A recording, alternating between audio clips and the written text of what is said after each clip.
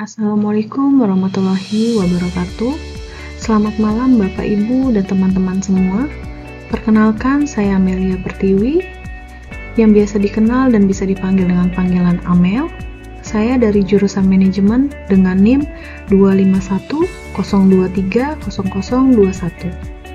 Izinkan saya pada kesempatan hari ini untuk mempresentasikan satu tema pada mata kuliah Ekonomi Pengantar dengan dosen pengampu yaitu Bapak Agung Triputranto, STMM. Untuk materi yang akan saya presentasikan pada malam hari ini yaitu materi pertemuan ke-15 yang bertema tentang inflasi. Di dalam kehidupan kita sehari-hari, kita pasti sudah tidak asing mendengar kata inflasi. Tapi, apa sih inflasi itu sendiri? Bagaimana penyebab, dampak, dan solusi untuk menghadapi inflasi? Pada malam hari ini, mari kita bahas dan kita pelajari sedikit tentang inflasi. Apa itu inflasi?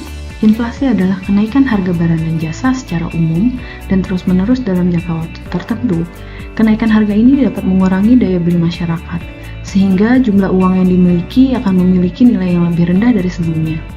Atau secara besar dan luas, inflasi juga dapat disebut sebagai proses meningkatnya harga barang dan jasa secara umum dan berkelanjutan dalam suatu periode waktu yang menyebabkan nilai uang menurun atau daya beli masyarakat melemah. Inflasi bukan hanya terjadi pada satu atau beberapa barang saja, tetapi meliputi seluruh harga dalam pasar. Dalam konteks ekonomi makro, inflasi merupakan gejala ketidakseimbangan antara jumlah uang yang beredar dengan jumlah barang yang tersedia di masyarakat. Semakin besar jumlah uang beredar dibandingkan ketersediaan barang, maka semakin tinggi pula inflasi yang terjadi.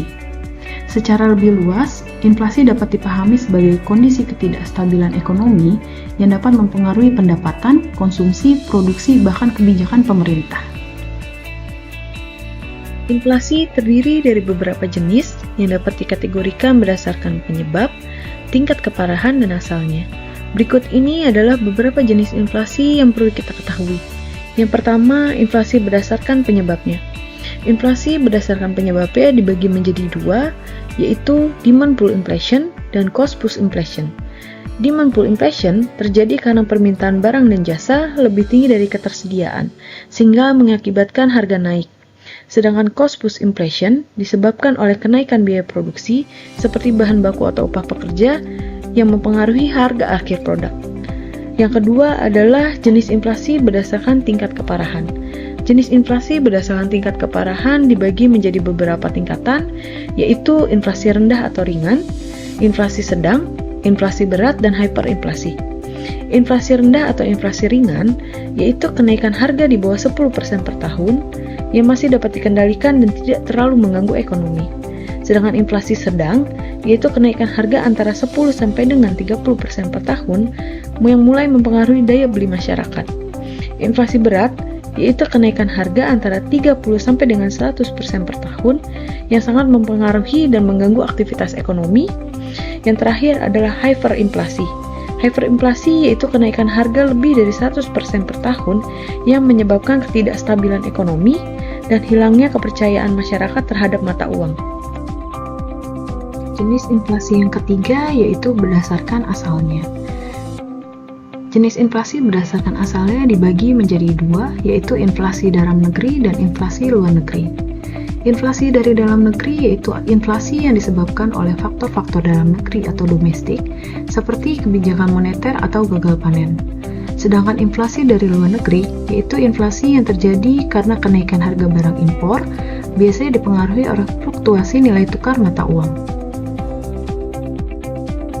Jenis inflasi yang keempat atau jenis inflasi yang terakhir yaitu jenis inflasi berdasarkan pengaruh terhadap ekonomi. Jenis inflasi berdasarkan pengaruh ekonomi dibagi menjadi dua, yaitu inflasi terdorong atau push inflation dan inflasi tertarik atau pull inflation. Inflasi terdorong yaitu inflasi yang menyebabkan penurunan produksi, dan inflasi tertarik yaitu inflasi yang mendorong ekonomi tumbuh sementara.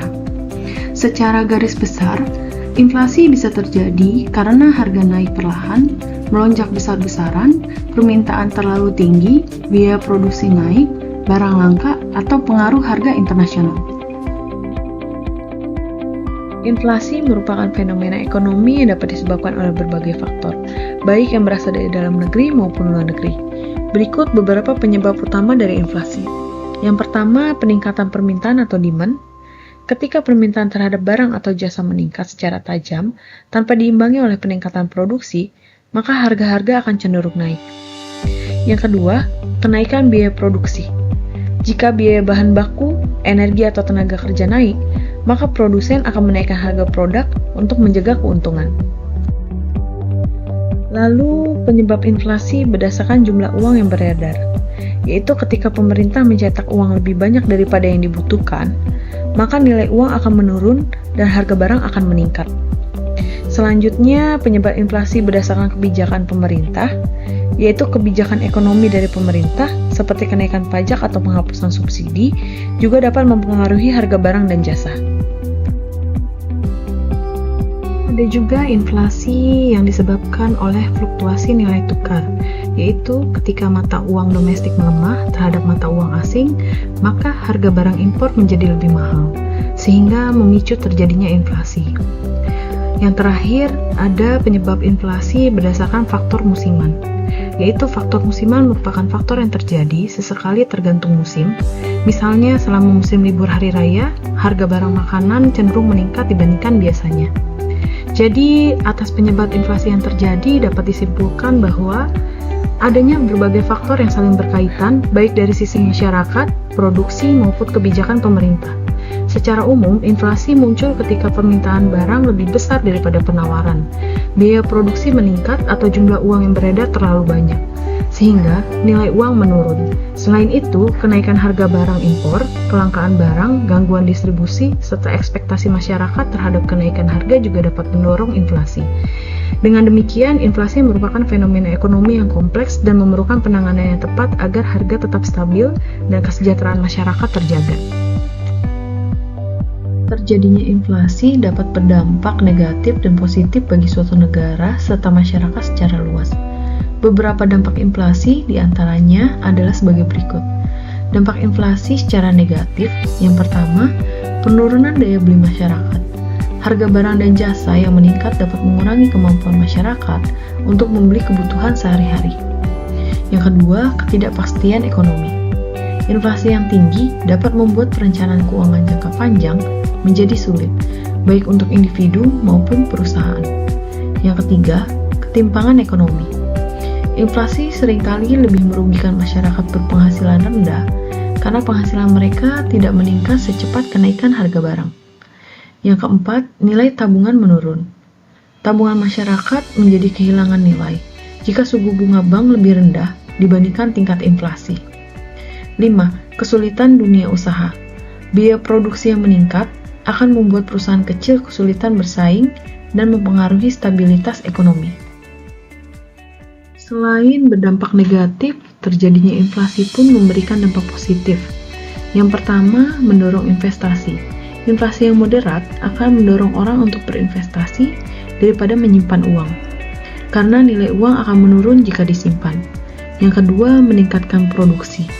Kenaikan harga dapat memberikan insentif bagi produsen untuk meningkatkan kapasitas produksinya. Yang ketiga, mendorong inovasi. Perusahaan terdorong untuk mencari cara secara inovatif untuk mengurangi biaya produksi dan tetap kompetitif di pasar. Berikut ini adalah salah satu contoh dan dampak dari terjadinya inflasi. Pada gambar yang terlihat dapat kita pahami bersama bahwa inflasi yang terjadi sangat berpengaruh pada perubahan nilai uang dengan jumlah yang sama di beberapa periode atau beberapa tahun kemudian. Pada gambar pertama, nilai uang sebesar Rp100.000 dapat mencukupi dalam membeli kebutuhan pokok sehari-hari. Tetapi, pada beberapa periode atau beberapa tahun selanjutnya, dengan jumlah uang Rp100.000 tidak lagi memiliki nilai yang sama untuk memenuhi atau membeli kebutuhan pokok sehari-hari.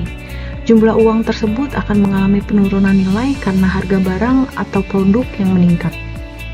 Ada pula contoh lain di dalam kehidupan sehari-hari, akibat dari dampak terjadinya inflasi yang pasti kita rasakan, yaitu perubahan pada biaya transportasi umum. Karena adanya kenaikan biaya, bahan bakar yang terjadi pada setiap periode atau setiap tahun, itu mengakibatkan adanya perubahan biaya transportasi. Contoh lain juga terjadi seperti kenaikan harga rumah sebagai tempat tinggal atau sarana dalam berinvestasi, biaya pengeluaran listrik dan air dalam menunjang kehidupan sehari-hari, dan lain sebagainya yang mengakibatkan penghasilan dalam memenuhi kebutuhan hidup mungkin terasa tidak seimbang. Setelah kita mengetahui bersama apa itu pengertian, jenis, dampak, dan contoh dari inflasi yang terjadi pada ekonomi dan kehidupan bermasyarakat, hal terpenting yang perlu kita pahami adalah bagaimana kita dapat menyikapi dan mengatasi inflasi itu sendiri. Karena inflasi dapat memberikan dampak serius bagi kehidupan ekonomi masyarakat. Oleh karena itu, inflasi tidak bisa diatasi dengan satu kebijakan saja, karena penyebabnya beragam dan dari berbagai faktor. Oleh sebab itu, upaya pengendalian inflasi dilakukan melalui berbagai strategi yang saling berintegrasi. Untuk mengendalikan inflasi, diperlukan kebijakan yang tepat dari pemerintah dan bank sentral. Berikut beberapa cara yang dapat dilakukan untuk mengatasi inflasi.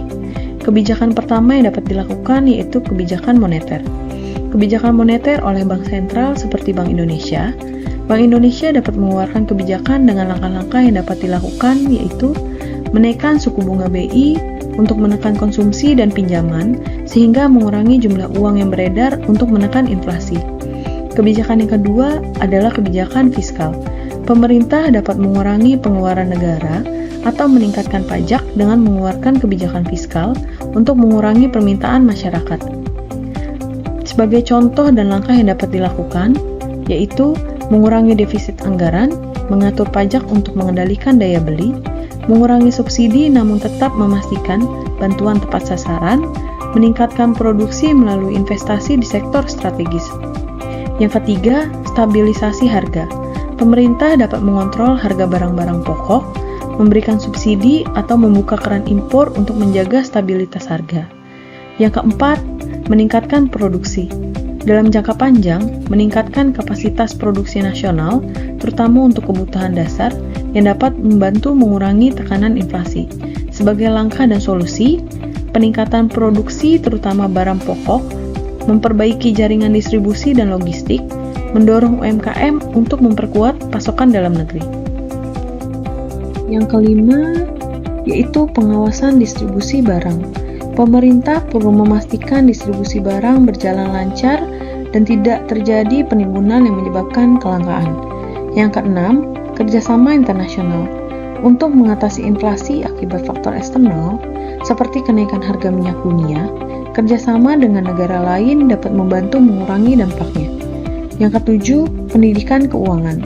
Memberikan edukasi kepada masyarakat tentang pentingnya investasi dan pengelolaan keuangan yang baik untuk menghadapi inflasi.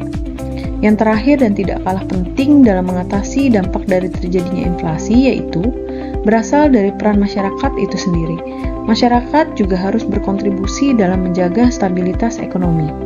Dengan beberapa hal yang bisa dilakukan yaitu konsumsi bijak, membeli barang dengan terencana dan sesuai dengan kebutuhan untuk menghindari panic buying, investasi produktif, menyimpan sebagian uang sebagai tabungan atau investasi untuk mengurangi konsumsi berlebih, mendukung produk lokal, mengurangi tekanan mata uang akibat impor yang berlebih.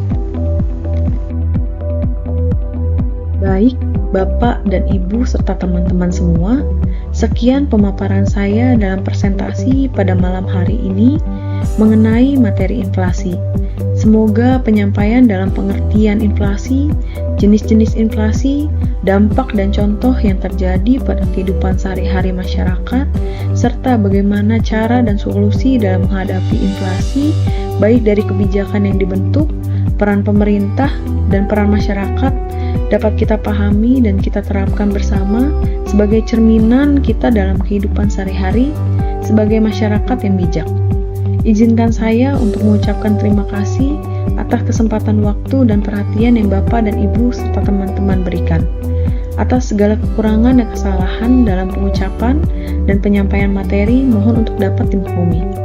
Untuk mengakhiri dan menutup presentasi ini, saya ucapkan selamat malam.